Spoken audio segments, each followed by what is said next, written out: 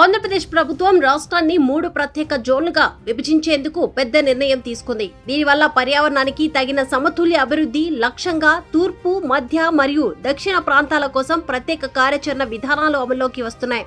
ఇది రాష్ట్ర పరిపాలనలో కొత్త అధ్యాయమని అధికారులు పేర్కొన్నారు. 3 జోన్ల యొక్క ముఖ్య లక్షణాలు వివరాలు ఇలా ఉన్నాయి. మొదటిగా ఉత్తర కోస్తా విశాఖపట్నం జోన్ చూసుకుంటే ఈ జోన్లో మొత్తం 9 జిల్లాలు ఉంటాయి. ఇది పోర్ట్స్, పరిశ్రమలు, ఐటీ హబ్లు, చేపల వీటి, ఫార్మా, పర్యాటకం వంటి రంగాల అభివృద్ధిపై దృష్టి పెట్టనుంది. కేంద్రంగా విశాఖపట్నం నిర్ణయించబడింది.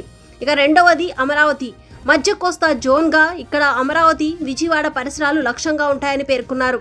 అలాగే కృషి ఆధారిత పరిశ్రమలు, ఆహార ప్రాసెసింగ్, లాజిస్టిక్స్, టెక్స్టైల్స్ సెక్టార్లు పెంపొందించేందుకు పథకాలు అమలవుతున్నట్లు తెలుస్తుంది.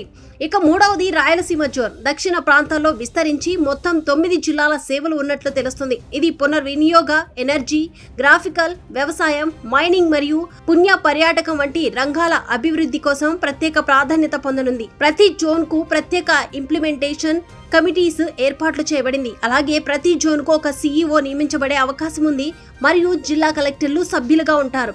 ఈ జోనల్ సీఈఓకు ఆర్థిక నిర్ణయాధికారం వస్తుందని అధికారులు తెలిపారు. రాష్ట్ర పరిపాలన మరింత మలుపు తిరగడానికి కేంద్రం ద్వారా మరిన్ని ఐఏఎస్ అధికారులు కూడా ఏపీకి కేటాయించబడ్డారు. ఇది పని వేగాన్ని పెంచడంలో కీలకంగా ఉంటుందని కూడా పేర్కొన్నారు.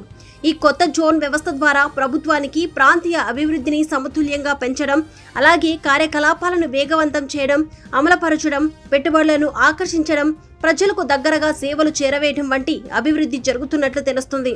ఇది రాష్ట్రాన్ని భారతదేశంలో పెట్టుబడులకు అనుకూలమైన, సమర్థవంతమైన అభివృద్ధి గమ్యస్థానంగా మార్చడానికి దోహదపడే అవకాశం ఉన్నట్లు తెలుస్తుంది.